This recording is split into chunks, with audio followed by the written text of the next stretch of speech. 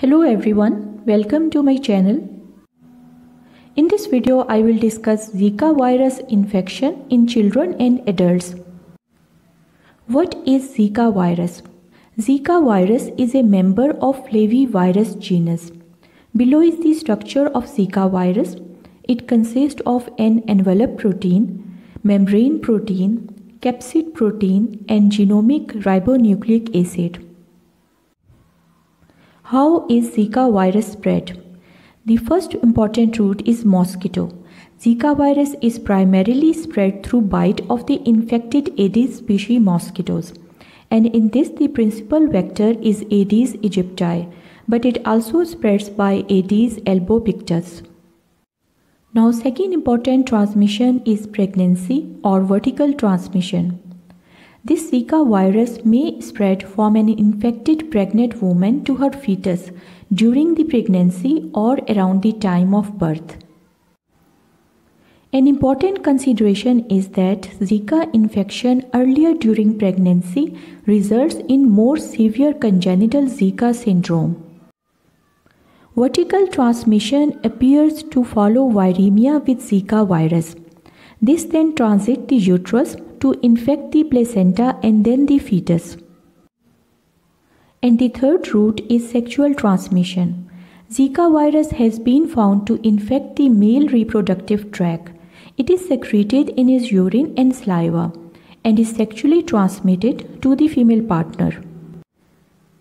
What are the symptoms of acquired and congenital Zika virus infection?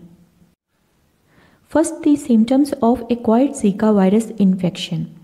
In this, the patient presents with non-specific viral syndrome-like features. These include conjunctivitis or red eyes, fever, joint pains or arthralgia, muscle pain or myalgia, skin rash, and headache. These symptoms usually last for several days to a week.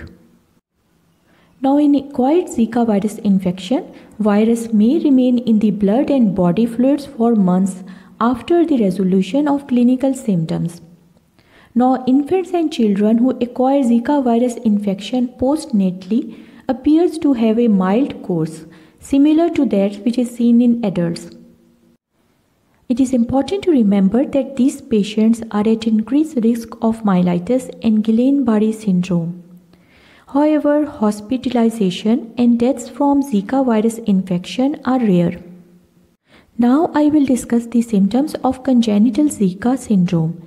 In this, the important is severe microcephaly. This means that the head circumference is more than 3 standard deviation below the mean. Other symptoms of congenital Zika syndrome include partially collapsed skull, overlapping cranial sutures, prominent occipital bone, redundant scalp skin, and neurologic impairment. There may be brain abnormalities which include cerebral cortex thinning, abnormal gyral patterns, increased fluid spaces, subcortical calcification, corpus callosum anomalies, reduced white matter, and cerebellar vermis hypoplasia. Third important symptom is ocular findings. These include macular scarring, focal pigmentary retinal mottling, structural anomalies such as microphthalmia, coloboma, cataract, and posterior anomalies. Other ocular findings include chorioretinal atrophy or optic nerve hypoplasia or atrophy. Now, in fourth group is the congenital contractures. This includes unilateral or bilateral club feet and arthrogryposis multiplex congenita.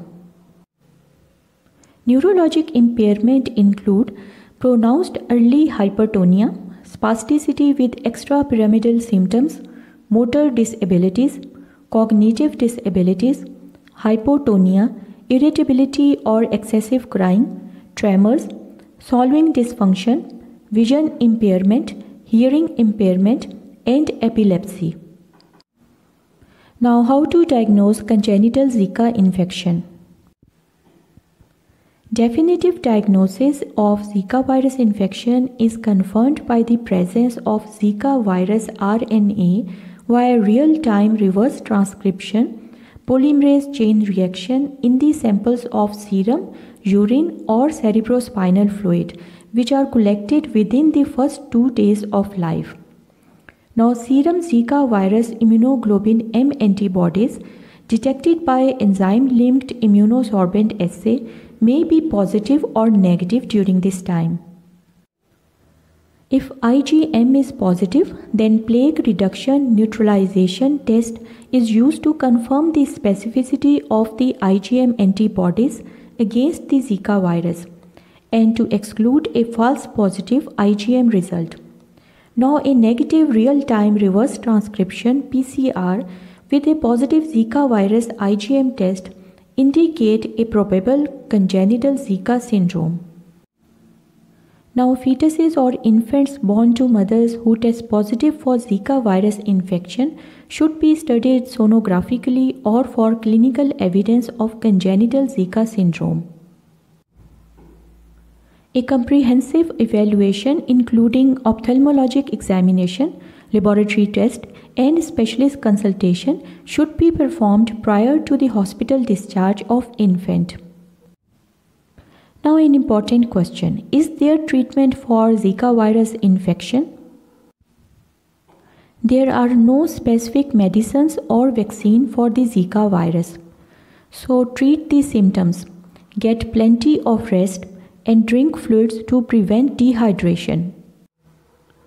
Take medicines such as acetaminophen to reduce fever and pain. Do not take aspirin and other non-steroidal anti-inflammatory drugs until dengue is ruled out to reduce the risk of bleeding. Now, for infants with congenital Zika syndrome, close follow-up is necessary.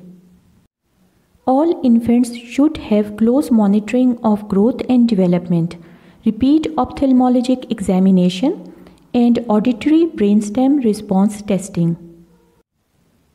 Now, what is the prognosis of Zika virus infection? Prognosis of newborns with congenital Zika syndrome is yet unclear. Reported acute mortality rates among the live-born infants range from about 4% to 6%. Combination of Zika virus-related microcephaly and severe cerebral abnormalities generally has a poor prognosis. And little is known about the prognosis for congenitally infected infants with less severe or no apparent abnormalities at birth. Thanks for watching this video. Please like, share, comment and subscribe to my YouTube channel.